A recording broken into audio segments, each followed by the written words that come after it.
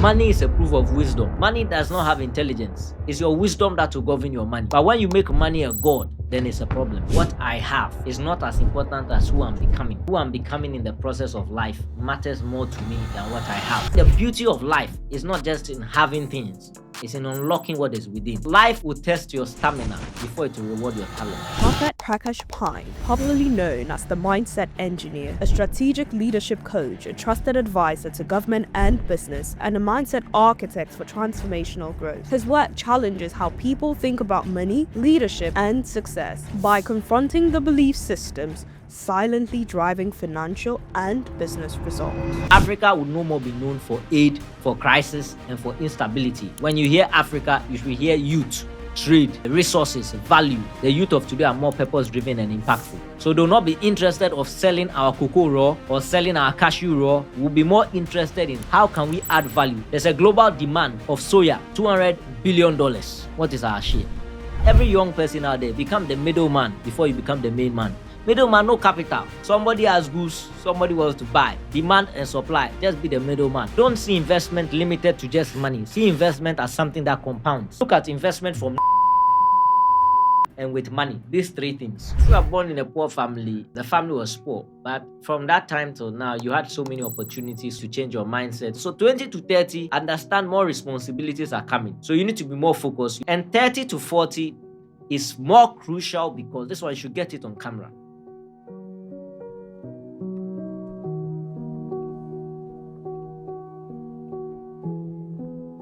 Hi, Prof. Yeah, hello.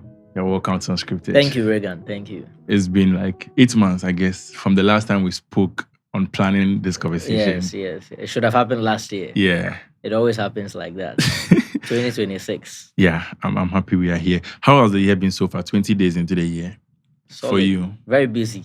Very engaging. Yeah. Are you one to plan your year ahead or you just go with the flow? The two. Okay. Why? You plan the year ahead because you have the factors you can control, the factors you've seen, what you can compound, structure. But there's the God factor. We are subjected. So if the spirit is leading you otherwise, you don't get fixated. You move, you adapt. So the two. And aside these two, even the world is changing. So you have to always give room for that flexibility. When it comes to planning, right? I mean, I think you've spoken about it a couple of times listening to you. What do you look at? What type of plan? Is it family planning? Let's say Business. 2026, you want to plan business-wise, family, personal life. What are you looking at to put things in place so that you don't how do I put it? You don't overestimate what you can achieve in the year. I don't overestimate. So that's then I talk of risk management. Okay. I talk of a plan. Because if you are saying I shouldn't overestimate what I can do, so what structures am I putting? But if you're asking what's my plan for the year, I want to get your question right. Let's use business. Yeah. If you want to plan for what you want to do in the year concerning your businesses, what are you looking at? Okay, focus, priority, organization, delegation, collaboration, partnerships.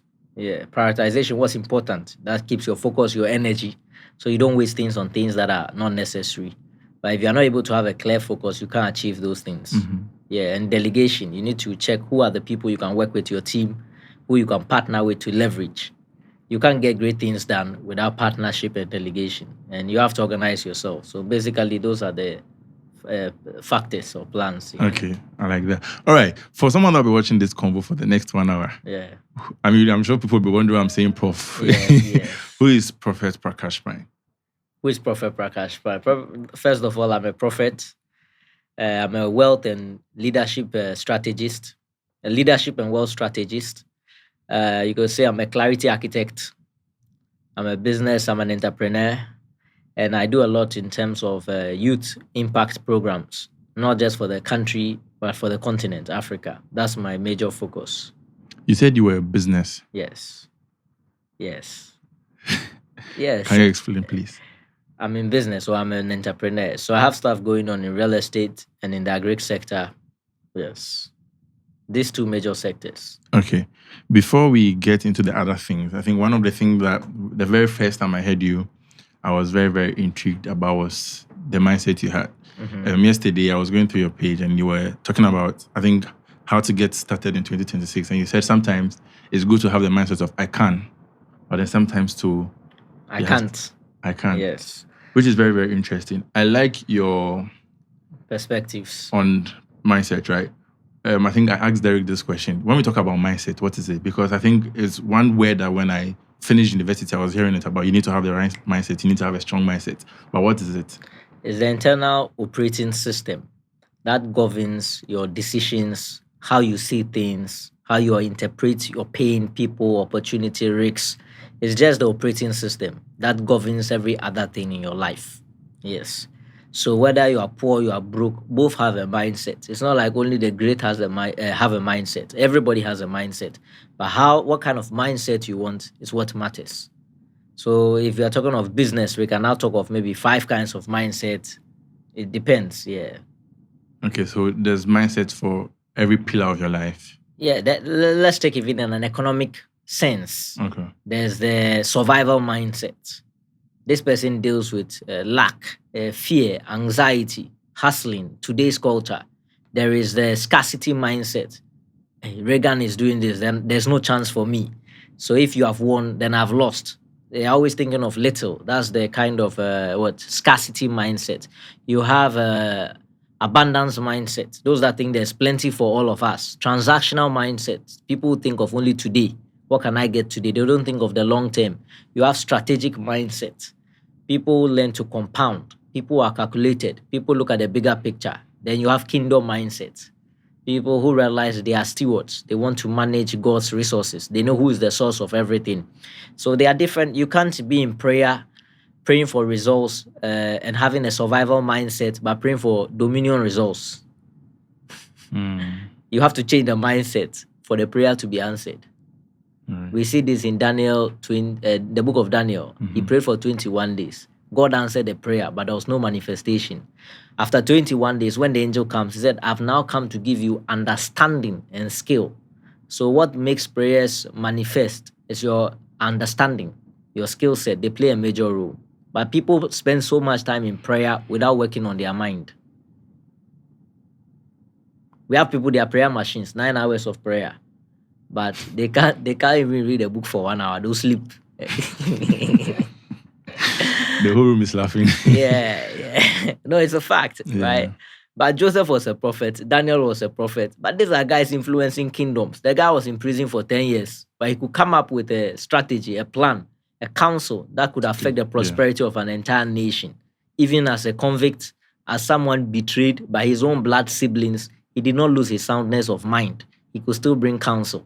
So let us understand that the more we pray, the more we should also have clarity. You mentioned working on your mind. Yeah. You mentioned reading.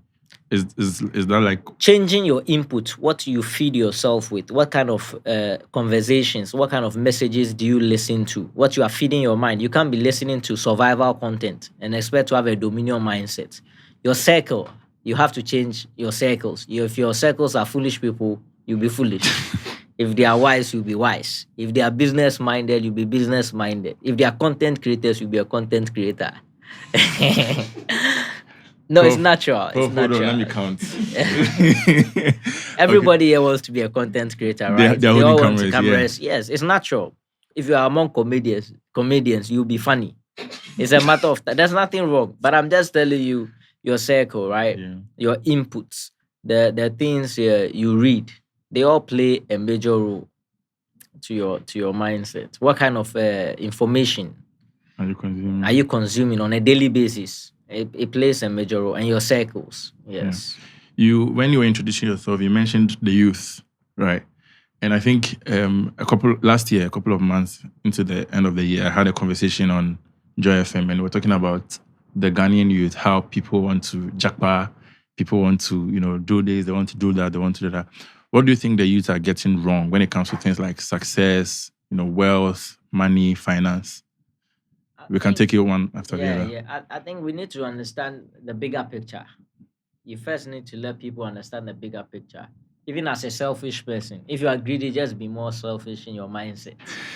What are you going to get in the long term?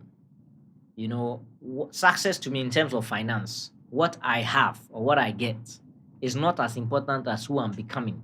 Who I'm becoming in the process of life matters more to me than what I have. So if I have to sell my values, my principles, only because of what I have, what am I going to do with it? But if my mental capacity, my soul capacity, my spiritual capacity, my mindset, my philosophy, my network is all adding value through what I'm doing, then it makes sense.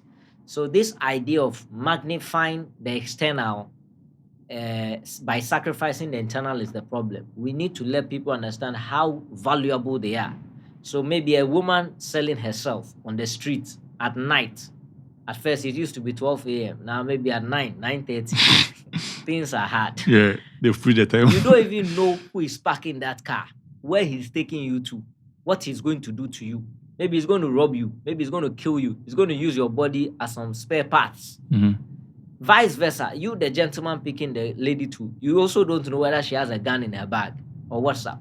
So it's all because of the external, the gratification, the pleasure, the money.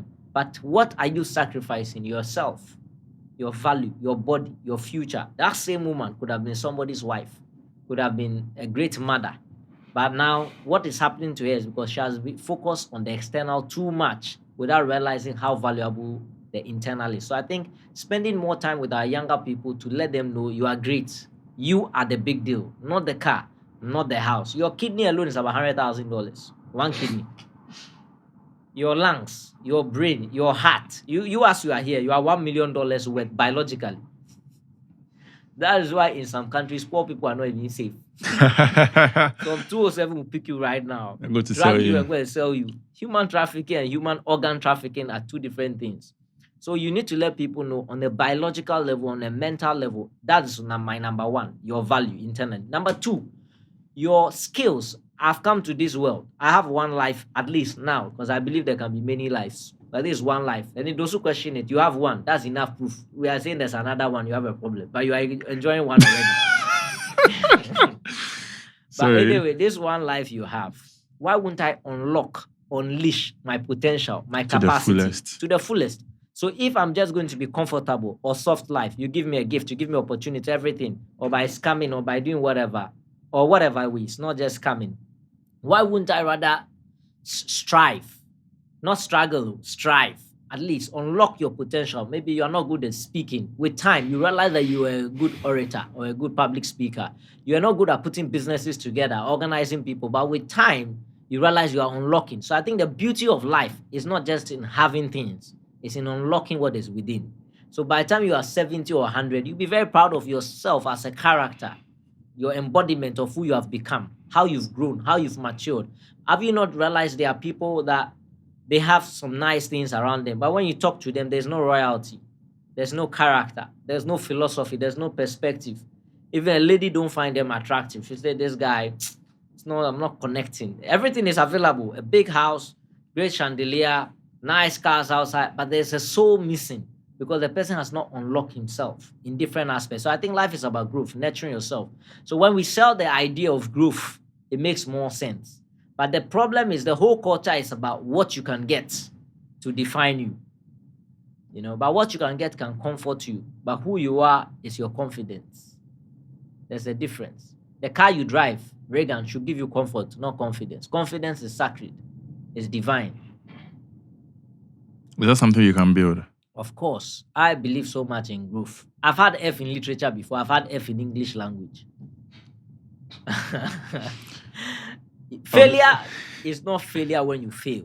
Failure is failure when it's repeated failure. That means you are not learning to graduate. You are not growing. The righteous man will fall 7 times, but he shall rise up again. So growth demands failure. You fail, you fall, but how do you navigate through that complexity? How do you forge ahead? That is the beauty of life. Show me one great man. Jeff Bezos' idea, he pitched to about 60 people, 40 people rejected him. Bingati Homes, about 112 sales calls, they turned him down cold. They were not interested. Jack Ma was rejected by KFC. So what are we talking about? Failure is when you decide to remain there. So your growth is the beauty. So the fact that I had F in English language does not mean I'll have F forever. Right now, I know what to say to get things close if I'm doing a business. That's more important, right? Yeah. And the big words. Yeah. Or not that you just need to know what to say. Yeah. Sometimes you speaking that grammar will disqualify you. Yeah, you just have to know what to say, when to say, who to say. Yes. Some places the grammar will disqualify you. They want something more practical. Some places they want the balance, the tone, the pitch, not just the English. Everything comes together. Yes. Back to confidence. You said, you believe in growth. Yeah, confidence ultimately should come from values, principles. God Almighty is sacred. To possess, God tells Joshua, only be courageous and be bold, you shall possess the land. Courage is that sanctifier and nullifier of anything demonic. Courage builds an identity very powerful. So where there is courage, whatever hurdles or mountains you face, it will negate it. It will nullify it. It will let you press. It is that resilience that comes up. Life will test your stamina before it will reward your talents. So courage is so necessary. If not, you'll not even start, let alone endure. So courage but it's more divine. It's more internal. People misunderstand comfort for confidence. You driving a nice car and then thinking you are confident about life. Life can humble you. Confidence should be, you see, Micaiah was in jail. Elijah was in a widow's house, but they still approached the king. They were still bold. So courage should not come from the flash. It is something of values and principles. That is what should anchor you. Some trust in horses, some trust in chariots, but you trust in the name of the Lord. It's internal. The chariots and the horses are external. So courage is always internal and is divine and sacred. It takes courage to speak.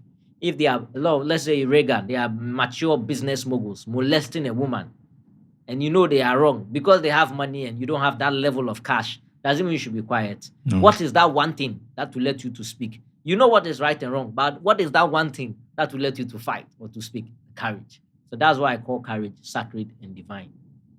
Yesterday, I saw a quote. Funny enough, I was going through Google Photos. There's this trend, 2016, 2026. 2016, I didn't have a phone. Yeah. But I saw a quote, I think, by Bill Gates. I've forgotten who it was. Yeah. And they said, if you were born into a poor family, it's not your fault. But if you die as a poor man, it's your fault. Yes. So you agree with it? Of course. Ading, why? If you are born in a poor family, the family was poor. But from that time till now, you had so many opportunities, so many avenues, things to learn, things to read, to change your mindset, your perspective, to change that order. So you can't blame the same family for you being poor. You are born poor, but to die poor, you also had your own responsibility and decisions to take. So you can't blame the family entirely. You talk about if you are 20 to 30, and I think 30 to 40. Yeah. Let's talk about that. The same 20 to 30, people like to chill. People like to party. People feel I have more time. I need to relax. Yeah. Take it slow, one step at a time. Things like that, or just unnecessary stuff. You'll be there, you get to 30, you wake up one day at 30, you are married. Your wife might give you triplets, twins or one. Now Pampers. Maybe your wife's breast milk is not flowing. SMA good. You are going to buy formula before your life's hospital and care and all kinds of stuff, supplements. Now, at that same time, your mom is also not well. Pressure. Mentally, emotionally, psychologically, financially, on all angles. So 20 to 30, understand more responsibilities are coming. So you need to be more focused. You need to acquire more skills. You need to structure your life so that by the time you get to that point, the structures are there. Instead of saying life is not easy, adulthood is a scam, you should have prepared for it. And 30 to 40 is more crucial because this one, you should get it on camera. There are millionaires I personally know, literally when they were 30, early 30. Today at 40, they are worth $20, $30 million. At 30, some of them did not have $100,000. What they used their money for, how they invested it, the kind of mindset they had, changed their entire decade. There are many people, the brain or the mindset you use to make your first $100,000 or 500,000 cedis cannot be the same mindset you use to multiply it. So some people, after they've made that money, they don't want to get a master class or a mentorship or pay for perspective that can change their mindset to know how to manage that money and multiply it. They still keep using the old hustle structure.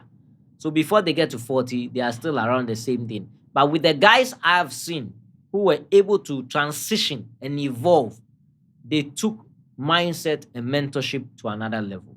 So the little that came into their hands, they could turn it into something monumental. And we are in the era where information is changing every day. The speed, curriculum of university is 4 years. By the time you come out, it's outdated. even what you are learning in AI, in all this kind of stuff, is shifting by the minute. So whatever you acquire by tomorrow, next month is outdated. So all the time, get master classes, keep information, get abreast, know what is happening. I'm a big standpoint on that. But personally, I tell you, those who invest in mindset, mentorship, business as they make money, because your money is a tool. Money does not have intelligence. It's your wisdom that will govern your money. So if not, you use the old systems to manage your money. You can't use old mindset to manage new money. Familiar. Okay. I paused. Why? I'm wondering which one I should bring. But before that, this question, I think maybe we have touched on it a bit in what we are saying. You like this, I won't be surprised if you're a multi-millionaire. I won't be surprised at all. Because every day you are getting better at the things you do. Thank you, Prof. Thank you, sir. Yeah. I think this question will probably answer it. But what you just said that the millionaires you mentor now at 30, they probably didn't even have 100,000. And now the ones I met, some I knew. Some you knew, sorry, yeah. And some I've mentored. Okay. And so some in 10 years, because maybe I did not mentor them or they did not read books. That's just by the way. But there are some I know. There are guys who are billionaires and they are reading. They are look, Bill Gates, Jeff Bezos, all these guys. You think the same hustling culture, the way they started at 20, is the same way they are going? No, they hire consultants. It's only in Africa where you make money, you feel you know everything.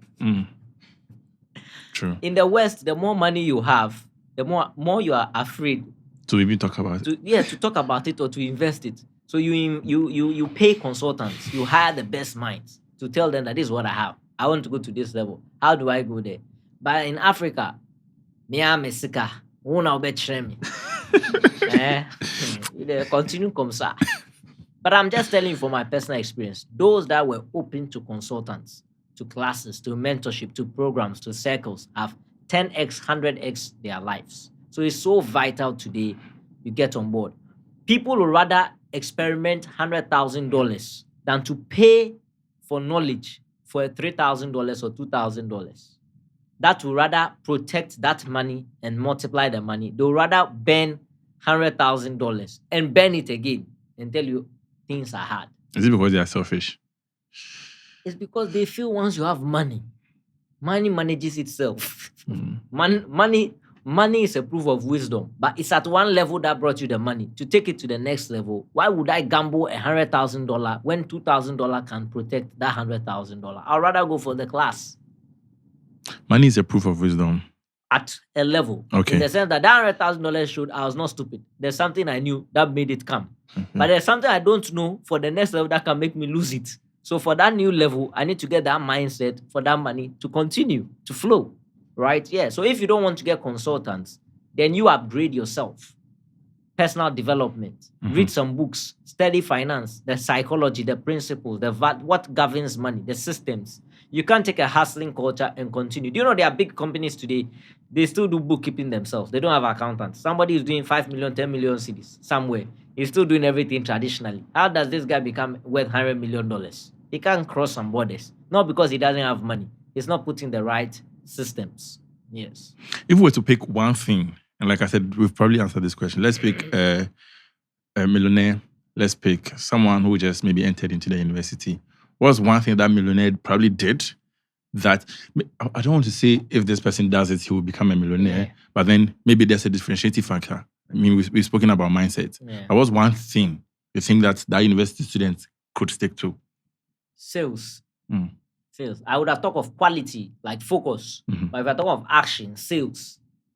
So any of them, focus in terms of your internal and externally sales. These two things can take you far. Sales, can you please elaborate on that? Sell something. Sell. If you know how to sell a pen, sell a shoe, sell a bag, sell something, and keep increasing what you can sell. Don't sell the same thing. Don't try to win small and lose big. So there are people that know how to sell phones. If you see them, the sales they do, I say, this guy should have been selling gold. Should have been selling diamond. That means the product and the service you are selling is the problem. Because you know how to sell this very well, but move it to something else. So selling. If you don't know how to sell, you'll be limited in life. You'll be begging. If you don't know how to, or you'll be asking. Asking is begging, or you don't know. Yeah. Yes. You'll be begging. And everybody has begged before. It's the evolution, the transition. where you realize I need to unleash, I need to unlock, I have some gift, I have some talent, I have something, I need to do something. And that's adulthood. Adulthood, it does not run on free gifts. It's in value, negotiation. Recently, I called you for some service. You charged me, true or false? Yeah, that's adulthood. That's business. And sometimes in the business culture, I don't know, when people offer a price, some people just run away. Negotiation is important. Go back and forth and sign the deal. Yeah, so I think that people don't realize the righteous man, I've never seen the righteous forsaken or his children beg for bread. So if you don't beg, what do? You negotiate. That's the problem Joseph had in the beginning. He was thinking of being nice, being loved, being brother man. But like, remember me, we are all dreamers, we have all spent time here, we are friends and family, we stayed in jail for 2 years together. I've been here longer anyway, 10 years. But when you leave this place, remember me. The butler says, sure, Joseph, I've never seen anyone as anointed as you. You have kept yourself. God will come through for you. When I go out, I come for you. The guy forgot him. 2 years later, they remembered him. People remember you when they need you. People remember you when they value you. Don't get confused when you see someone calling you, Reagan, how are you? I was just checking up. It's a lie. 6 months, he didn't check up. There's something he wants from you. Tomorrow you ask. He's coming for it. So they said the Pharaoh had a dream. There's a problem. Joseph, what can you do? Did Joseph tell Pharaoh, remember me? He said, look for a man in whom the Spirit of God is and put him in charge. The Pharaoh realized this is the guy. We have to put him on the throne. You got to negotiate. If you don't negotiate as you're a young man, you complain when you're a grown man. Between 20 and 30, we've mentioned that they are partying, enjoying and all that. But if this person is not doing those things and they started making money, what are money mistakes they shouldn't be making? They shouldn't think they know everything. Use that money and get a class. Use that money and polish yourself. Use that money and start things slowly. If you are venturing or diversifying into another sector, start small and then see how it grows. Okay, let's talk about business. You are, that's what it up of. I remember the very first conversation, first time I reached out, we spoke for almost 1 hour plus. Yeah. And how much did you pay for that? You spoke for 1 hour. It was from Love. And we spoke about even the things I'm doing and then the business and all that. What is business?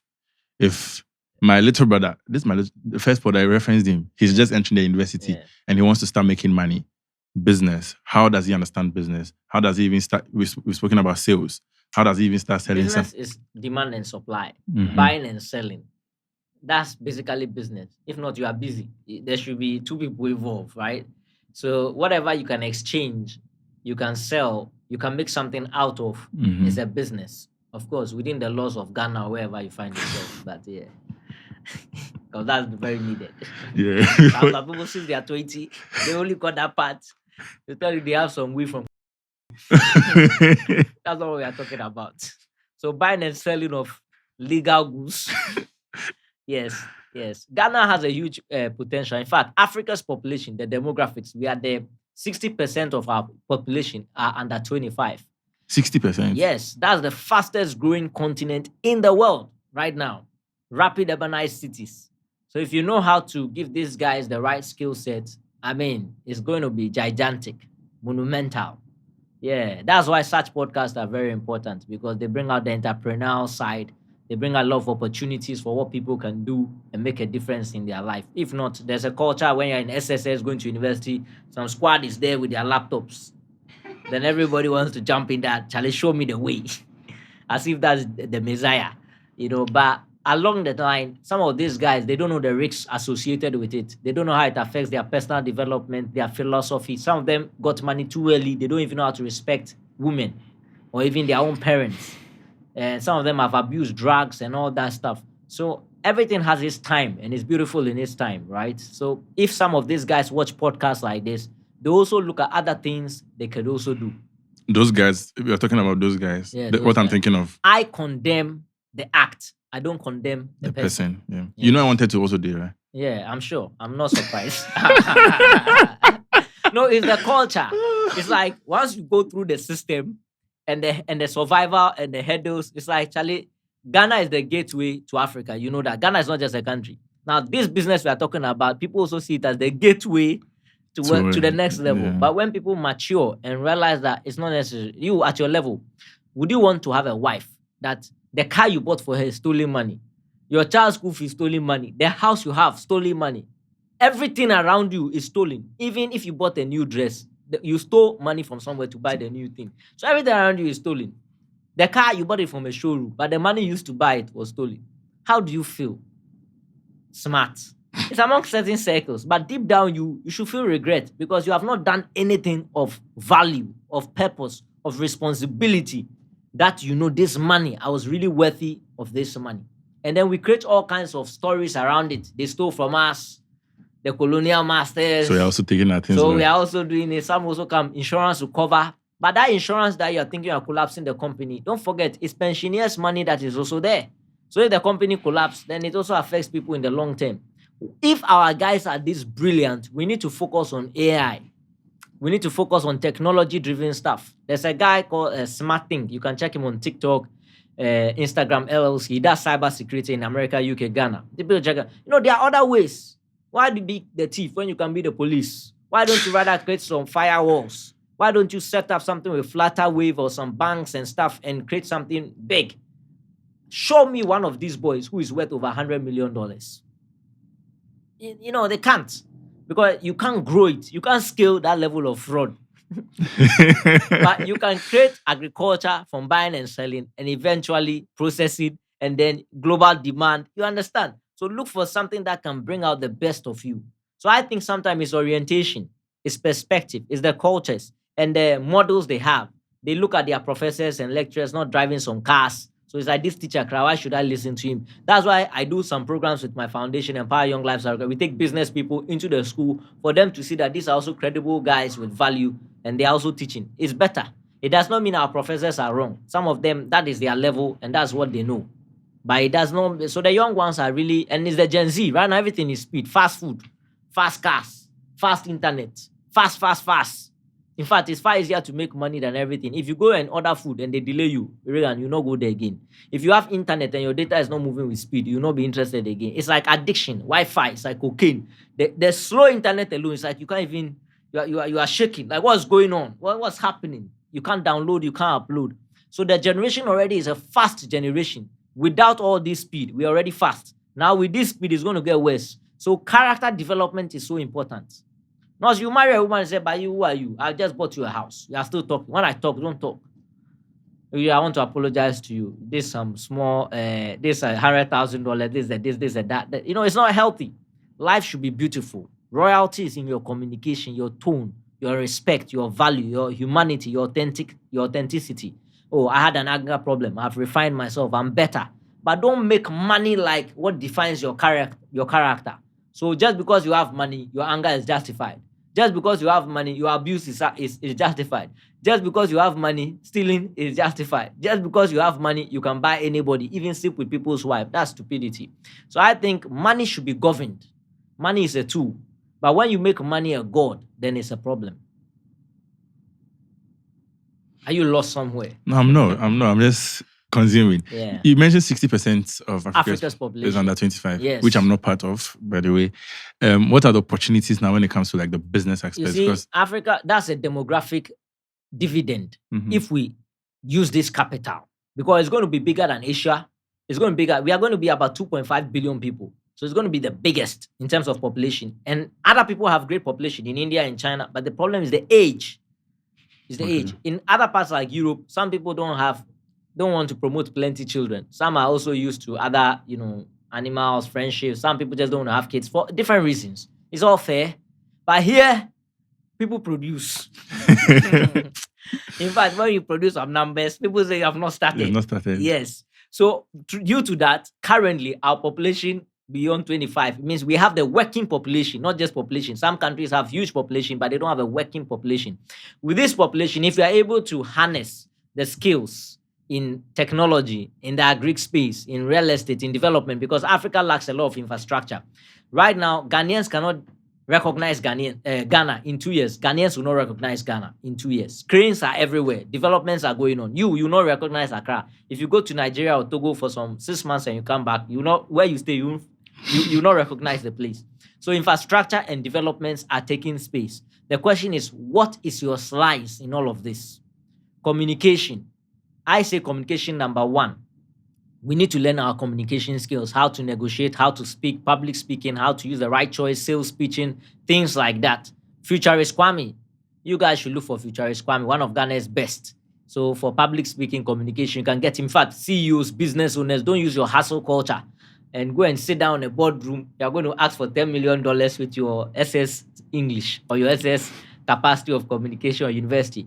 Get the right consultants, hire the right people, and make that communication. So communication skills are very important. Africa would no more be known for aid, for crisis, and for instability. When you hear Africa, you should hear youth, trade, resources, value, infrastructure, institutions. We should have the right narrative. The youth can learn buying and selling, adding more value. Our predecessors, we've exported a lot of raw materials. We didn't know how to add value. The youth of today are more purpose-driven and impactful. So do not be interested of selling our cocoa raw or selling our cashew raw or selling all these other commodities, our maize and stuff. We'll be more interested in how can we add value. And we see this in our sobolo, in our hand wash and things. It's slowly moving away from importation into local manufacturing. If you're able to put the right structures and system, vocational training and mechanized farming and things like that, you realize a lot of Africans will add more value.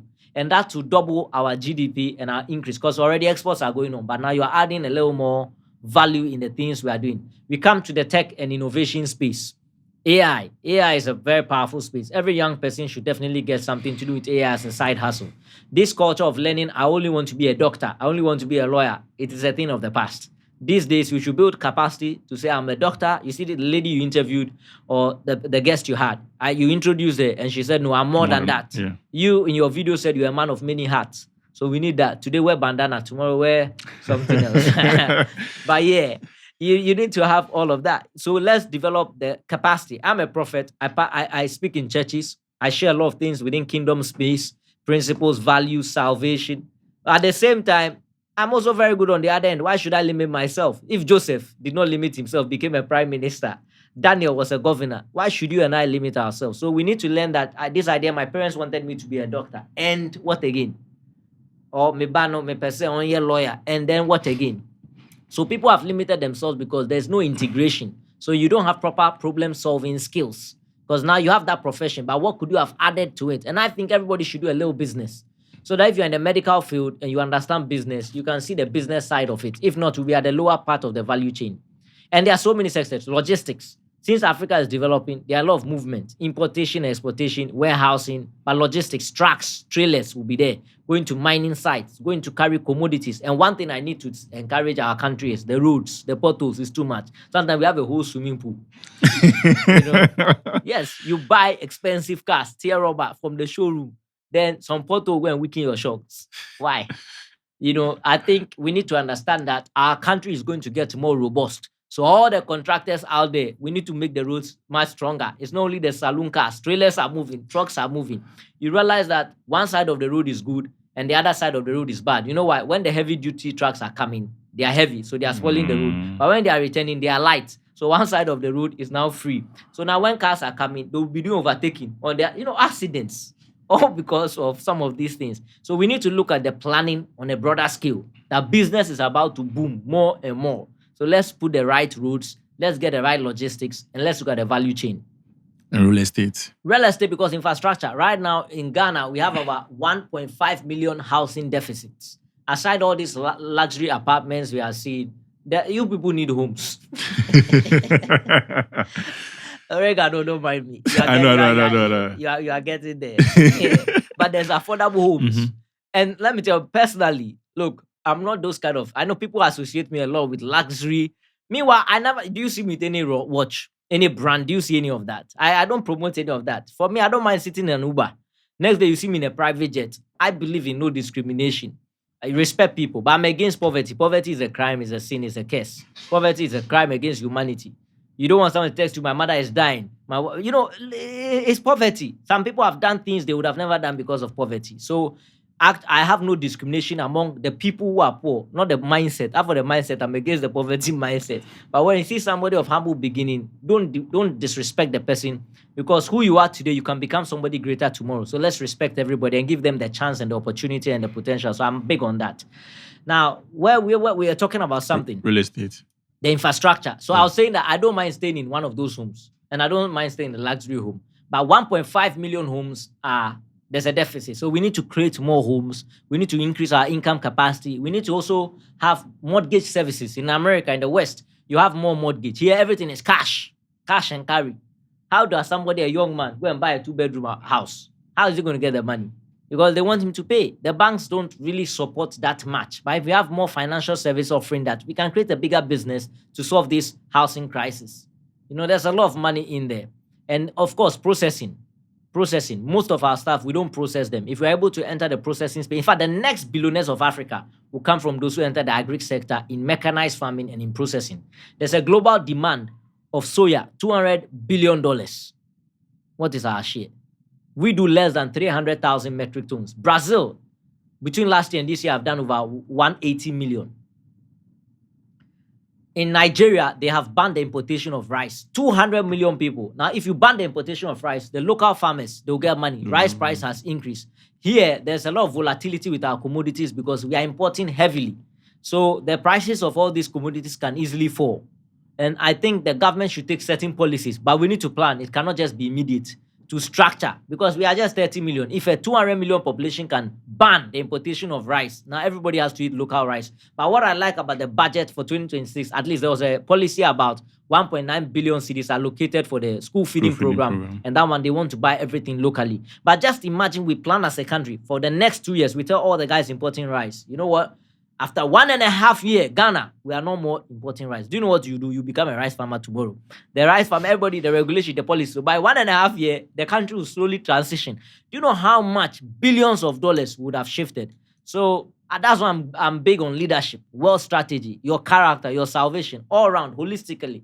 If you are my friend or my mentee, and 20 years down the line, you are worth hundreds of millions, but your character is not there, I don't think I'll be fulfilled. I want you to be holistically blessed. Yes, but we have a lot of opportunities. Africa has left, right, front, back, center, services, consulting. There's so many things to do. Even our hospitality, if our population is increasing, what does it mean? Healthcare services will come up. There's so much stress today. You are overworking as a human being right now. You, Reagan, you're overworking. You are not sleeping. You are not sleeping. So definitely tomorrow you have some, you need to get some para. So paracetamol has to be increased in the pharmaceuticals. Organic food. Most of these things we also import. Those countries, they do a lot of GMO. Africa, our seeds and our product are organic. So our commodity should be on premium. Instead of us to make it in large quantities and export to the world, since they don't want to die and other people don't want to die, we are rather stopping. We are also importing. And these things will be used to feed our chickens and stuff like that. Then it also affects us. They use some to produce children's food, babies' food. So we need to think on a broader perspective to take this country and continent to a whole different level. Before my other question, who is the we? Who's the we? Me and you. Me, I'm a Ghanaian. Me, a Ghanaian Kasao. Minim. I'm third generation. So I'm probably more... If I was having an African skin, right? My beard would still be like this and probably my locks. So just because of the beard and the hair, they shouldn't think I'm not African. Bro, you talk about cashew too a lot. I think one of the videos... Yes, because cashew... you see like the name, cashew. You understand? Yes, some people call peanuts. My brother, it's not peanuts. It's cashew. Yes. The sika will 50 tons to move a trailer, 50 tons. Today, the current price is about 680,000 Ghana cedis. The price has even gone up, so you need more than that. That 50 tons is to give you one trailer. There's a demand of 75,000 metric tons. So if 1 ton is, say, let's say 12 to 15,000 Ghana cedis. Take your calculator, 15,000 Ghana cedis times 1,000 metric tons. 15 million. 15 million. That's just 15 million for 1,000. Now I'm saying that in Ghana, annually, we export more than 100,000. So 50 million times what? 100,000. No, say 1,000. So times 100. So 50 million times 100. Yeah. Your calculator has a problem right now. 15 million. 1, 2, 3. We have to think big. Hey, which one is this one? Don't worry. It will go into a billion. Yeah, this is, I think, 1.5 billion. Yeah. Yes. What's your share? And you see, some of the farmers too are illiterates. When I say illiterate, I'm only talking from the academic side. When you say someone is an illiterate, and just say unim sheu. Africa is rich in culture, in values, in proverbs, in skill. That farming is doing is something. But how to sell it, how to supply it is a problem. So you, the young ones, even if you don't want to enter farming, you can negotiate with the farmers and rather look for buyers for them and then become the middleman. In fact, every young person out there, become the middleman before you become the main man. Middleman, no capital. Somebody has goods, somebody wants to buy. Demand and supply, just be the middleman. Uber and all these other business, they are all middleman business. Amazon and the rest, those are on bigger platform. Today, everybody has this culture that I own this, I want to do this. My brother, be a middleman. Yes, we have so many things. You can secure contracts for people. You can find out what is needed. The hospital sector, pharmaceutical sector, every sector is going to boom. In fact, diaspora investment in Ghana is enough proof. Our peace, our stability, smooth transition of power, culture, history, heritage, police checkpoints, security, everything is showing that people find it safe. Ghana is the gateway to Africa, I've always said. So when all these diaspora, who do you think are buying all these apartments? People are buying penthouses in Ghana for $1 million. And I know there's a story out there that we think real estate is just for money laundering. Maybe a slim or small fraction. Go to some of the apartments in Ghana. I don't want to mention them, it will be free publicity. But some of them, when you go there, you can't even get a room. You can't get a room. Anamebwa. In East Legon, in airport, there are apartments, 100 units. You go there on Friday, Saturday, Sunday. Tell them you want room. They will tell you unless another place. So the data is the proof.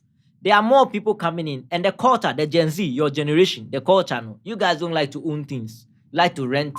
You want to Airbnb. Even if you have your own house, you leave your own house to go and do Airbnb. It's the culture, right?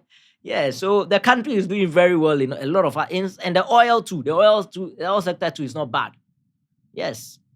For agriculture, right? You just said you can be a middleman, work with the farmers and all that. Not just agriculture, many things. So, but agriculture, you want to focus on agriculture? No. I want us to take real estate. Okay. How would that be? Realtors, consultants, marketers, influencers. Somebody has an apartment. You want to rent the apartment. You want to sell the apartment with the developer. The developer has put in maybe about $20 million. Why don't you become a salesman? Why don't you become a realtor so that you look for clients? I offer master classes, top premium, to put you on the global stage. If you want to sell some of these premium in Dubai, there are penthouses for $100 million. That is somebody's 5 skyscrapers in Ghana.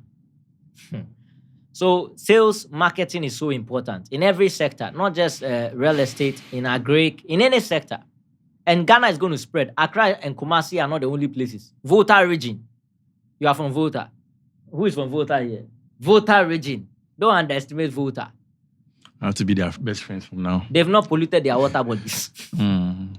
There's more arable lands, the vegetation, the climate, the everything over there, the gas, the oil, on-tap resources are over there as well. You can grow a lot of other agricultural commodities. Rice farming is going to be one of the biggest places in the future. Volta region. In fact, every other region are also doing very well. But I'm saying there's a lot going to happen over there. Riverfront, waterfront, beachfront. People are looking at that whole enclave. The Northern Belt, the savannah, has been known for farming and agriculture for a long time. In fact, Ghana, the backbone of our economy, that is keeping many people survived or alive, is the agricultural sector. So why should we neglect it? Why don't we rather take the kind of seeds, put in mechanized farming, tractors, understand irrigation throughout the year instead of dependency on the rain? We need to create in the right gutters, all this kind of stuff. The government can take in more initiative. But I like this government. There's more youth in the space. There's more youth in the space. The brain power has to be there. Yeah. If there's more younger people, young people don't like delay. You see, old people, some of them, there's some of them, when they are signing documents, say next week, this week, oh, young guy, pa. So we need a blend. The old people have experience, the new people have innovation. So when they are together, you can have a better output and results. The younger ones have to be supervised. So some of them have deputy positions. It makes a lot of sense so that the senior can supervise. But along the way, we can make a lot. If Joseph was 30 and he could govern Egypt, why not? Why not? Look at the zeal, look at the drive. It's a good one. It's a good one. And I think the government also, this government are also more anti-corruption. There's a lot of eyes on them. They themselves, they are also in order. Yeah. So a lot of their ministers and staff, they are against anti-corruption. It will be very bizarre to find out corruption later. So they all need to put themselves in check. In fact, the ones who are there who are not involved, they need to check their fellow brothers in other this thing, because a lot of Ghanaians are looking up to them. And the country is going in a better space. There's more stability. Last year, our currency was more stable. the forex fluctuations was more stable. Now that's good for business. Stability is what drives capital. I don't want to go and buy this phone for 12 CDs. Now the thing has dropped to 9 CDs. If I'm selling it and my margin was 2 CDs, how would I get money? So if something is stable, then there's better cash flow. At least you have an entire year. You can't just use 1 month, 2 months. It's in a year you get to know how stable something is. So they've done a lot of stuff. And for the first time in the history of this country as a Gold Coast, this country was once upon a time called Gold Coast. Now Ghana, we have finally done refinery to our gold. First, imagine with all the gold we have in Ghana, gold now, we have never produced our own jewelry. Does that make sense? But for the first time, we have gone past that. So I think there's some kind of innovation. More ideas are coming in. So investors should come in. $100 billion is too small for where Ghana is going. How do I put it? When you remember when I asked who is the we, right? Yes. With everything we've spoken about now, I mean, the opportunities for the youth to get into it, but some of the things have to be driven for people to get the opportunity in terms of, let's say, we're talking about oil, we're talking about agriculture. Even agriculture, I mean, the youth can take the initiative, right? What percentage of making these things happen does the government? Policies. If the government, like I said, Nigeria banned the importation of rice. Automatically, Reagan, by now you have like some 100 acres of farm straight. Fact. Yeah, so policies play a major role. If we know that our country is 33 million people, I personally can eat rice every day. So if we know that our policies will encourage a lot of farmers to supply, people buy from them, policies play a major role. Secondly, taxes. The reason why people are going to Dubai is because of the tax. Then safety. The government provides something on safety. That one, I have to say, Ghana has done well. All governments so far, safety there. Both parties and all the parties, and the new parties coming. The new parties that are coming to, they are also going to continue. I prophesy. Oh, no, I'm just saying. I'm not prophesying or anything, but I'm just saying. Because there are more people coming. Yeah. Right now, look at the presidential seat. More people are eyeing the presidential seat. And more business-oriented people want to now come and lead Ghana, which I don't think is bad because they have experience. They are going through a lot. They realize, what if I can manage my business from 100,000 to hundreds of millions? Then the same way, if I come to the country, I can now transform the country's resources and make it a national wealth. And I think they've gone beyond their purpose, what they can do for themselves, into impact, into legacy, into the future. That's the kingdom mindset. You evolve together. So Ghana has a lot of prospects in that. But safety, number one. The whole country, the whole continent. People want to go to other parts. There are certain countries, the instability is high, the civil wars are high, there's high crime rates, and so many things. In Ghana, no police will come and harass you on all of that kind of stuff. And checkpoints, every 10 minutes, you see checkpoints in the night. Yeah, so it's good. Even this morning, checkpoints. It gets annoying, but it's good. No, you see, you might not appreciate our police. When I say our, people are saying that why you say our? But people don't appreciate our police because they've not had experiences with others. If the police here, they talk to you one or two, I mean, they can be annoying in a very small fraction. But if you look at the bigger picture, safety. Nobody has shot you, Reagan. Nobody has harassed you. I mean, come on. Some of them, some countries, some police can even merge with the armed robbers and plan for you. And you call the police will pass somewhere and the robbers will come for you. Or they can even kidnap you. So if you have police in Ghana who have the fear of God, why not? So our safety, that's what the government can do. They can create financial, economic policies. They can reduce taxes. They can open the doorway. We shouldn't make our ministers and politicians like some invisible deities that you can't approach them. We should become more accessible, more available. If some investors have come to the country, other people have come to the country, they should sit down with them. And some people in government, somebody was telling me that some years back, they brought investors in Ghana. Within 5 days, the guy wanted to invest in Ghana, big guys. But the government, whichever government, I don't want to mention the name, whichever government did, said they want a cut. And because of that, it discouraged the people that we've not even done the business. So our politicians, leadership, we should think of our country. We should think of the future of this country. We should think of the future of this continent. In the next 1,000 years, how do you want Africa to be? So if by God's grace, you have taken position, it's a huge responsibility. It's not something of ambition, it's something of responsibility. If you are not ready, don't jump on the seat. But if you are able to be there, the decisions you take can save a whole population of the coming future. Now, if that guy has done the investment, would have been better off. But because of somebody's cut, and some of these guys too, they are not visionaries. The money they even take, they'll send it back to Swiss. Some will keep it under the bed. Now, at least who are now we are business inclined. Now we share economy. You put it back in the system. By you holding the money or sending the money overseas, To what? To hedge against your family inflation when the country has a balanced deficit. Come on, you need to invest in the country. So we need to look at the long-term aspect of our country and be responsible.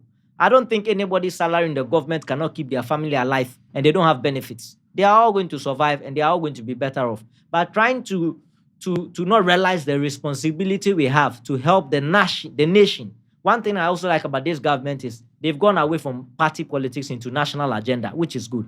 The country comes first. Go on, let me not get into some inspiration but I think we have huge prospects. Yes, there's a lot that can happen in the country from different commodities: maize, soya beans, cashew nuts, shea nuts, all these things. Soya, everything comes from Ghana. Coffee, you know where coffee came from? Coffee, you've heard of coffee? Yeah. If you go and check the history, the word coffee is an English word, but if you check, it came from the Dutch. The Danes came here. If you look, the name was Kofi. Kofi, Koffie, Okay. right? That's how they got it. And then if you go in the Arab word real coffee, they say kwava or something like that. But the word Kofi, Ko, there, I realized that no. Once upon a time, maybe the slaves, when they were working hard, they said, no, this guy, those who take this, you are like coffee. And then the whole thing came, then coffee and things like that. Here, we take too much cocoa in the morning. Cocoa will shut you down. People are drinking coffee. My brother, take cocoa maybe Monday, then maybe Thursday, then Saturday. You want to start your day, get something, let your adrenaline work. Work in the morning and work at night. 24-hour economy. But if you wake up in the morning, namunum cocoa sad. You see, the cocoa, it works for certain breed of people. If you look at how the Sudanese are, how some of their men are hard-working men, not just the amazing. Their work, that cocoa will leave the system in 30 minutes. So. But you that you are coming to relax, the cocoa will melt you down. It will shut your engine. Already, you need more brain power. And it's not cocoa you need to drink. You need to get some coffee. But I'm just telling you that word coffee, I think it came from some of the slaves. That's why people use it for workaholic stuff. You go and check. This is just by the way. Don't worry. Yeah. I mean, this YouTuber, Mr. Beast, comes here for cocoa. Yeah. And he's using his chocolate business is worth 9 figures. Yes. You see, he started as an influencer, as a YouTuber, but he has evolved. Yeah. He saw the bigger picture. Let me share some light on it. You see, businesses, you need to understand business on another level. One of my friends, he has a saloon business as Laboni. And the business is not doing so well in terms of numbers. But he's there, he's getting money. Then he told me, Prof, if you know the number of people I meet through this, I said, then your business is just the vehicle, it's the bait. That is not the business. But through that, you can do major transactions. That is how big guys think. They know there are some things you do just to keep you to float. But that's not the real deal. That's the hook. And through that hook, you can create a lot of other businesses. I look at the big African hero, Tony Elumelu, in Nigeria. I mean, very big on impact, leadership, travels across the world with a lot of leaders. He has Transcorp, it's a hotel in Abuja. I've stayed there.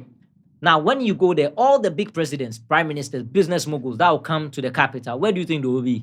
In Transcorp. Yeah. Now, he also has a bank. The bank is worth billions. They are affecting lives. Are you telling me that through that hotel, the kind of people he's meeting, the kind of deals that are going on, a time will come, that hotel's money is nothing compared to the network that he's going to use to facilitate a bigger goal. And there's nothing wrong in it because you have financial leverage, you have social leverage, you have intellectual leverage. AI systems, knowledge base is all helping you and other systems. Financial leverage, if you understand how to work with other people's money. And of course, social leverage. So when you're doing business, don't think like a hustler, buying and selling just one way.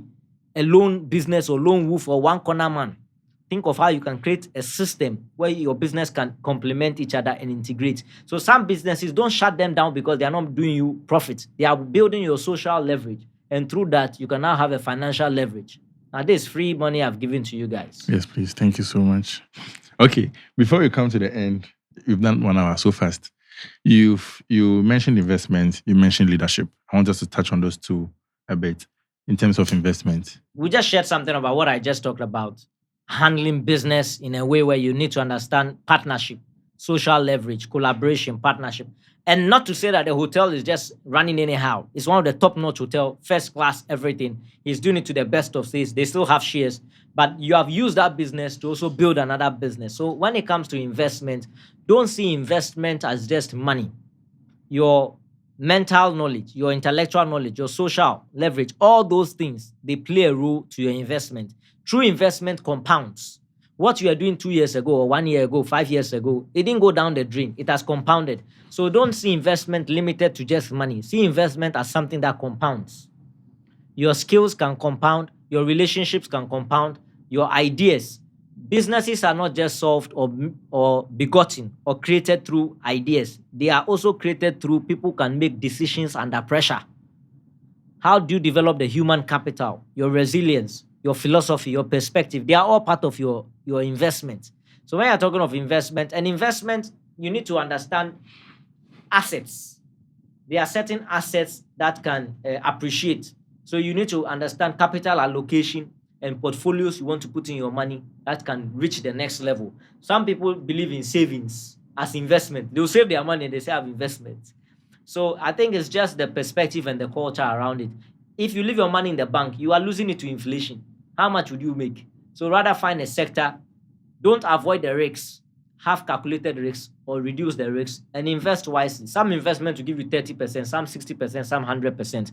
But look at investment from knowledge, from relationship, and with money. These three things. If you only look at investment from knowledge alone, you don't do the other two, you'll be limited. If you look at it from money, you invest in the wrong spaces. So relationship plays a huge role. And investment, if you're in your 20, 30, going to your 40, some relationships are investments. They may not speak today, but they will speak tomorrow. Some places you invest. Right now, you have started this podcast or some other ventures you have. If I put in some money, it might be too small, but maybe in the next 10 years, it will compound. Elon Musk had PayPal. He had 11.7% shares in PayPal. In 2002 or 2003, he sold the company. His 11% shares was worth $180 million when he liquidated it. Do you know that if he didn't liquidate those shares, that 11.7% shares in 2025, 2026, it would have been valued at $23 billion. That's still not bad. He would have been a billionaire, but of course, not number one. Not even maybe number 10, but he would have been a billionaire. But because he knew that in the next 20 years, or 30 years, he knew exactly where to put that money for it to multiply. He liquidated it. So his first business was more of like a vehicle. So you can get to the next. Today, he's worth over $749 billion US. So some people, they are not capable of taking that risk. And they are not ready to see that what they are doing now is a vehicle to their next level. Yes. Look at an evolution. Don't say this who I am, or this how I am, or this what I was. Learn to build capacity and evolve. Look at our, what's the name? The agric minister, the deputy. He was once upon a time an actor. Then he realized he wants to make an impact. He wants to affect the nation. He's now into agric. Then he got into agric minister. And he's affecting. So your life is 100 years. Don't lock it in one thing and say, this is who I am for the rest of your life. The beauty of life is to unlock what is within you. So investment in the sense that think of the bigger picture. Think on what can compound. If some of you subscribe to my mentorship and master classes, I'll teach on something on financial compound, which has actually made people millionaires. What makes people profitable or business or millionaires is not the sector, it's the financial frameworks they employ. If you understand the financial frameworks, you can rise above. So investment should never be seen as buying and selling alone. That is the hustling level.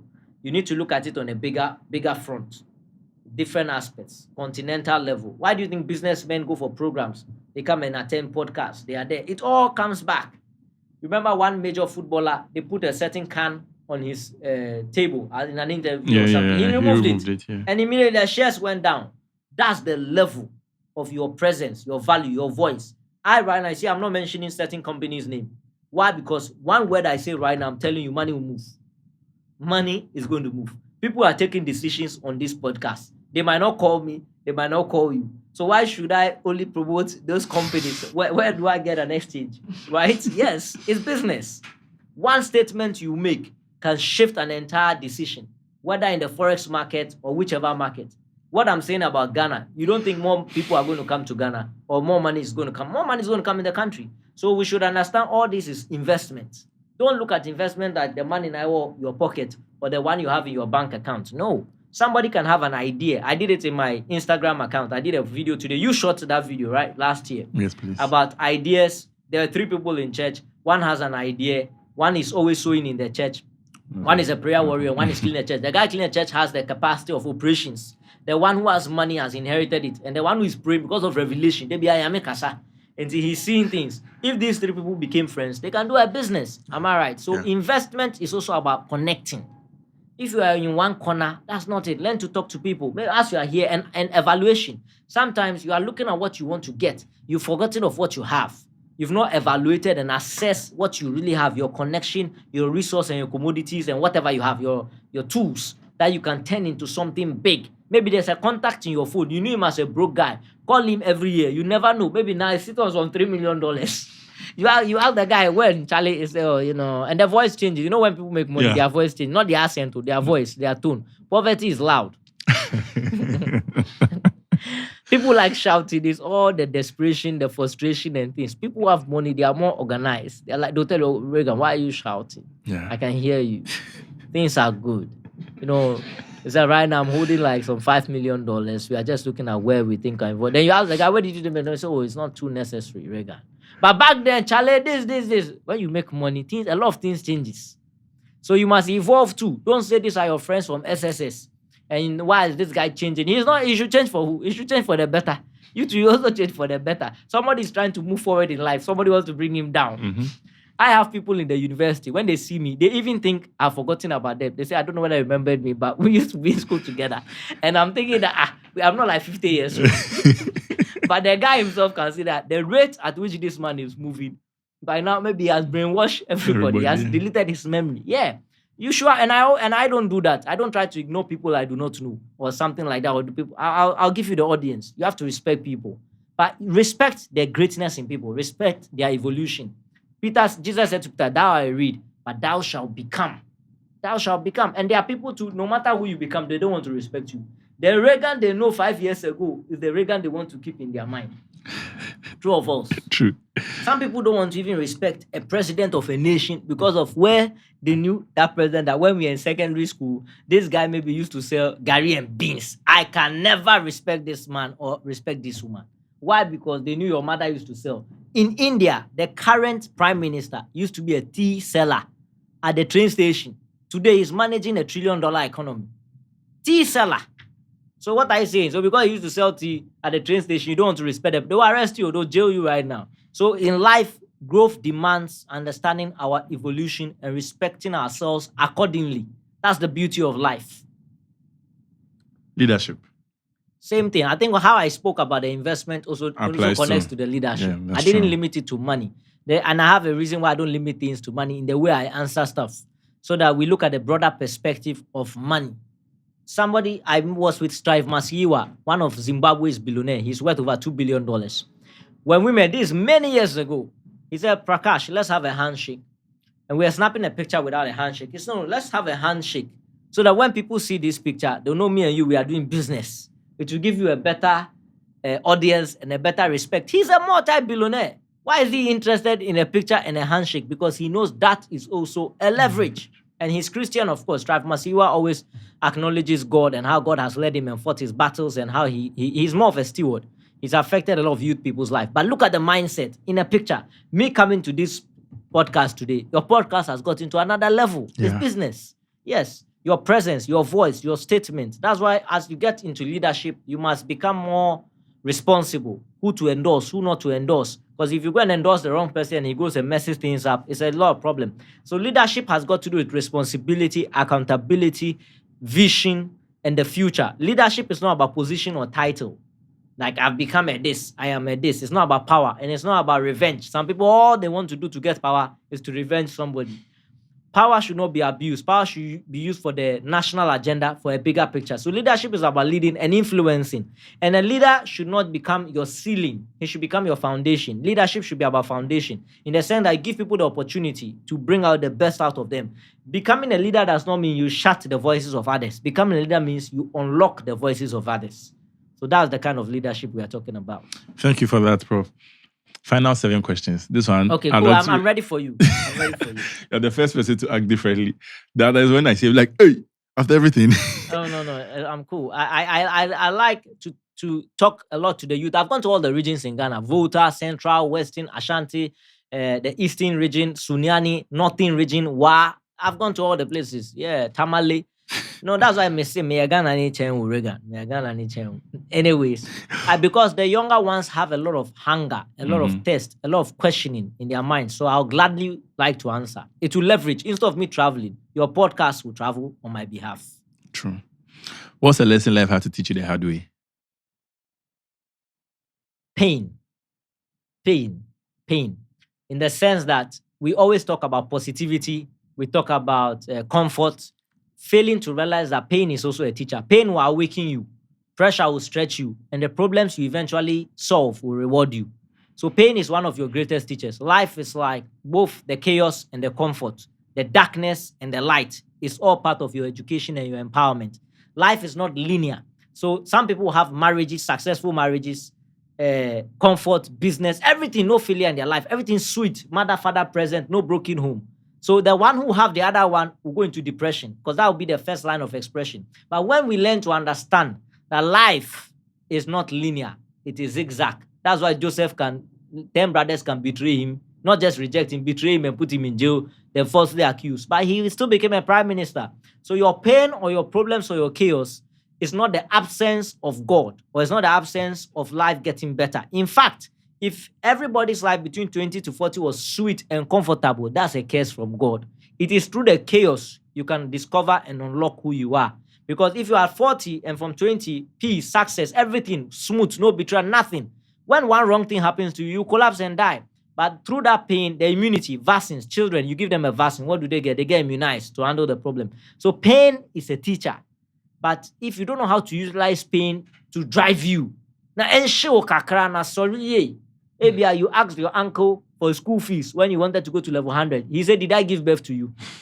When your father was with your mother, was I there? Somebody can even tell you, since your father is dead, let me sleep with your mother.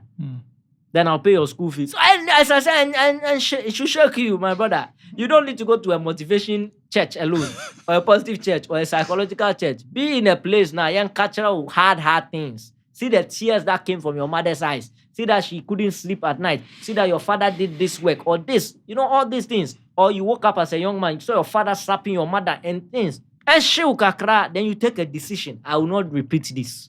I would make money. I will fight. I will not just watch football. Either I become a footballer or I invest. Not the gambling type. The proper one. You get me? But the pain is part of education.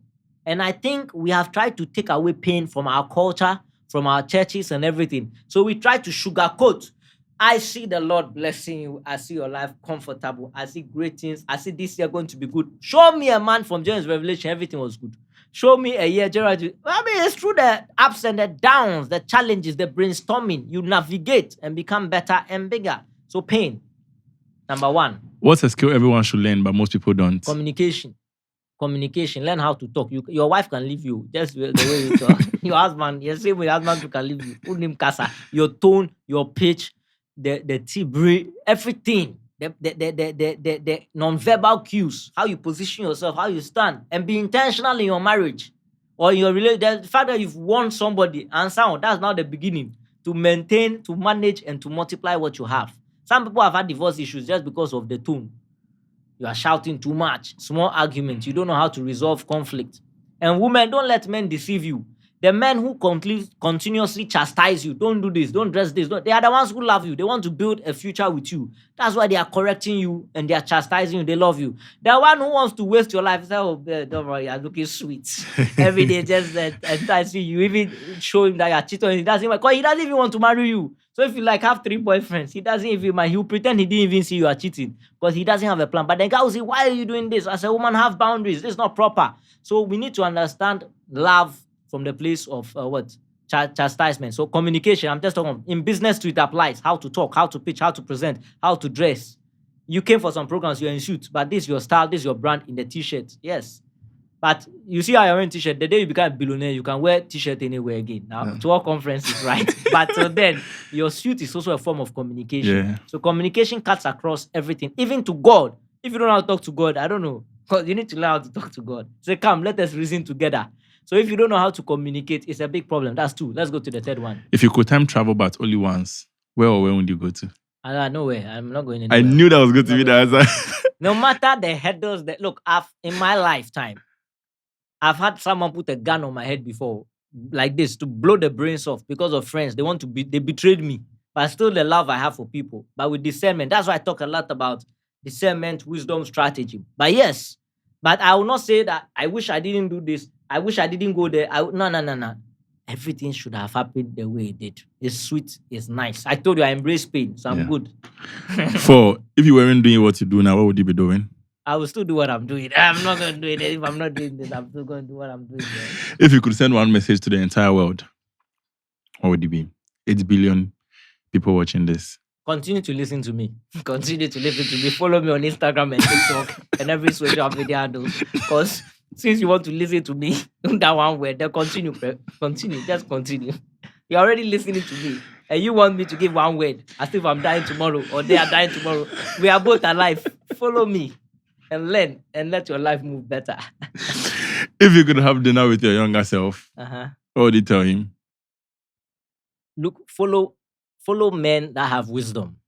Some mentors will exploit you. Some will abuse you. Some of you that you have mentors, you have tormentors, but you don't know.